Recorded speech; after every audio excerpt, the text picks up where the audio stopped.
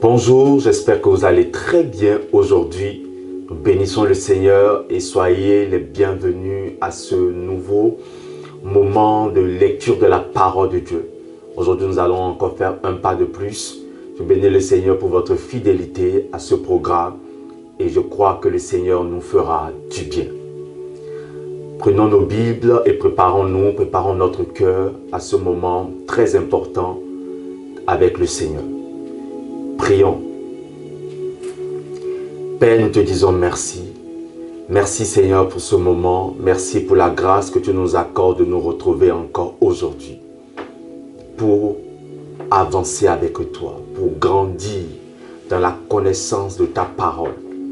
Saint-Esprit de Dieu, éclaire-nous, inspire-nous, assiste-nous durant ce temps de lecture au nom de Jésus. Amen. Alors nous prenons nos Bibles et nous allons dans le livre de l'Évangile selon Jean au chapitre 12. Aujourd'hui nous verrons le chapitre 12 de l'Évangile selon Jean. Lisons ensemble. 6 jours après la Pâque, Jésus arriva à Béthanie où était Lazare, qu'il avait ressuscité des morts. Là, on lui fit un souper. Marthe servait et Lazare était avec un de ceux qui se trouvaient à table avec lui. Marie, ayant pris un livre d'un parfum de nard pur de grand prix, oignit les pieds de Jésus et elle lui essuya les pieds avec ses cheveux. Et la maison fut remplie de l'odeur du parfum. Un de ses disciples, Judas Iscariote, fils de Simon, celui qui devait le livrer, dit: « Pourquoi n'a-t-on pas vendu ce parfum 300 deniers pour les donner aux pauvres ?» Il disait cela, non qu'il se mit en peine des pauvres, mais parce qu'il était voleur et que, tenant la bourse, il prenait ce qu'on y mettait. Mais Jésus dit: « Laisse-la garder ce parfum pour le jour de ma sépulture. Vous avez toujours les pauvres avec vous, mais vous ne m'avez pas toujours. » Une grande multitude de Juifs apprit que Jésus était à Béthanie. Et ils y vinrent, non seulement à cause de lui, mais aussi pour voir Lazare qu'il avait ressuscité des morts. Les principaux sacrificateurs délibérèrent de faire mourir aussi Lazare parce que beaucoup de Juifs se retiraient d'eux à cause de lui et croyaient en Jésus. Le lendemain, une foule nombreuse de gens venus à la fête ayant entendu dire que Jésus se rendait à Jérusalem, prirent des branches de palmier et allèrent au-devant de lui en criant: « Hosanna! Béni soit celui qui vient au nom du Seigneur, le roi d'Israël. » Jésus trouva un ânon et s'assit dessus, selon ce qui est écrit: « Ne crains point, fille de Sion, voici ton roi vient, assis sur le petit d'une ânesse. » Ses disciples ne comprirent pas d'abord ces choses, mais lorsque Jésus eut été glorifié, il se souvint qu'elles étaient écrites de lui et qu'il les avait accomplies à son égard. Tous ceux qui étaient avec Jésus, quand il appela Lazare du sépulcre et le ressuscita des morts, lui rendaient témoignage. Et la foule vint au-devant de lui parce qu'elle avait appris qu'il avait fait ce miracle. Les pharisiens se dirent donc les uns aux autres: « Vous voyez que vous ne gagnez rien. Voici, le monde est allé après lui. » Verset 20. Quelques Grecs du nombre de ceux qui étaient montés pour adorer pendant la fête s'adressaient à Philippe de Bethsaïda en Galilée et lui dirent avec instance: Seigneur, nous voudrions voir Jésus. Philippe alla le dire à André, puis André et Philippe le dirent à Jésus. Jésus leur répondit: L'heure est venue où le Fils de l'homme doit être glorifié. En vérité, je vous le dis, si le grain de blé qui est tombé en terre ne meurt, il reste seul. Mais s'il meurt, il porte beaucoup de fruits. Celui qui aime sa vie la perdra, et celui qui hait sa vie dans ce monde la conservera pour la vie éternelle. Si quelqu'un me sert, qu'il me suive, et là où je suis, là aussi sera mon serviteur. Si quelqu'un me sert, le Père l'honorera. Maintenant mon âme est troublée. Et que dirai-je? Père, délivre-moi de cette heure, mais c'est pour cela que je suis venu jusqu'à cette heure. Père, glorifie ton nom. Et une voix vint du ciel. Je l'ai glorifié et je le glorifierai encore. La foule qui était là et qui avait entendu disait que c'était un tonnerre. D'autres disaient: un ange lui a parlé. Jésus dit: ce n'est pas à cause de moi que cette voix s'est fait entendre. C'est à cause de vous. Maintenant a lieu le jugement de ce monde. Maintenant le prince de ce monde sera jeté dehors.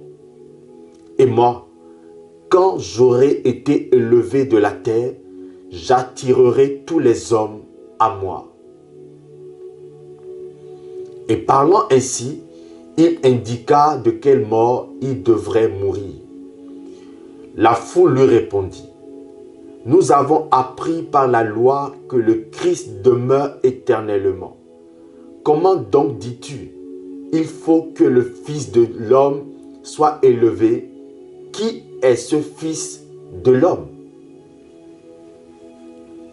Jésus leur répondit: la lumière est encore pour un peu de temps au milieu de vous. Marchez pendant que vous avez la lumière, afin que les ténèbres ne vous surprennent point. Celui qui marche dans les ténèbres ne sait où il va. Pendant que vous avez la lumière, croyez en la lumière, afin que vous soyez des enfants de lumière. Jésus dit ces choses, puis il s'en alla et se cacha loin d'eux. Malgré tant de miracles qu'il avait faits en leur présence, ils ne croyaient pas en lui, afin que s'accomplisse la parole qu'Ésaïe le prophète a annoncée.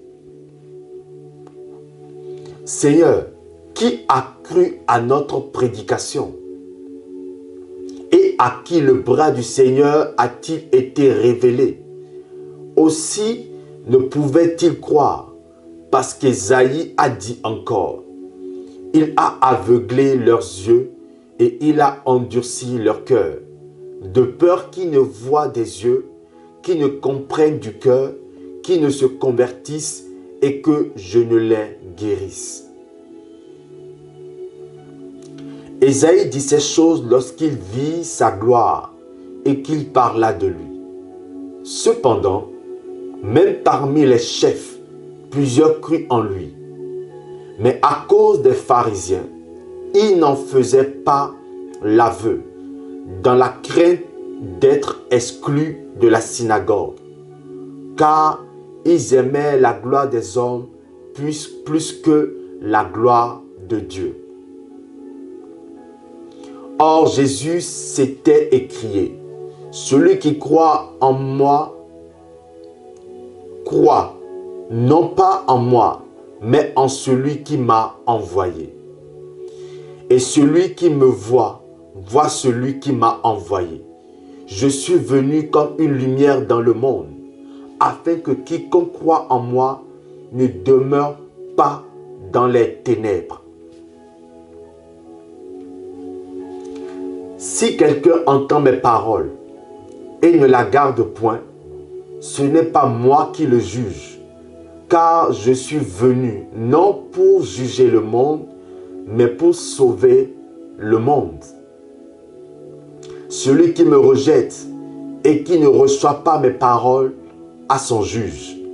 La parole que j'ai annoncée, c'est elle qui le jugera au dernier jour. Car je n'ai point parlé de moi-même, mais le Père qui m'a envoyé m'a prescrit lui-même ce que je dois dire et annoncer. Dernier verset, le verset 50.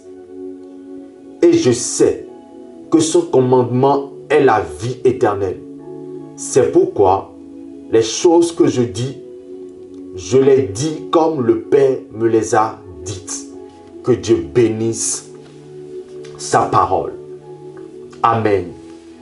Je crois que vous avez été bénis par cette lecture du chapitre 12 de l'Évangile selon Jean, qui est un chapitre très profond.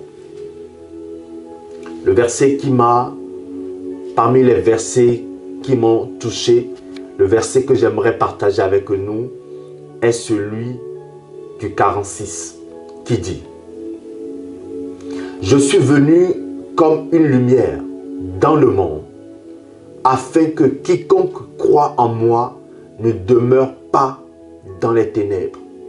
Jésus est venu comme une lumière dans le monde, afin que quiconque croit en lui ne demeure point dans les ténèbres. Alors, quand nous croyons en Dieu, quand nous croyons en Jésus, qui est la lumière, il nous délivre des ténèbres. Et quand on parle des ténèbres, c'est l'ignorance, c'est le péché, c'est les œuvres du malin, la tentation. Notre croix en Jésus, notre croyance en Jésus, notre foi en Jésus nous délivre de ces ténèbres. Et ma prière, c'est qu'en cette journée, que toute ténèbre dans notre vie se dissipe au nom de Jésus. Et que la lumière de Jésus, qui est sa parole, parce que la parole de Dieu est également une lumière dans notre vie, que cette parole que nous avons lue ce matin puisse nous éclairer au nom de Jésus. Amen. Merci à tous pour avoir participé, pour avoir suivi ce temps de lecture matinale. Je nous souhaite tous une très belle journée dans la paix, dans la joie du Seigneur. Et on se dit tous à vendredi. Shalom.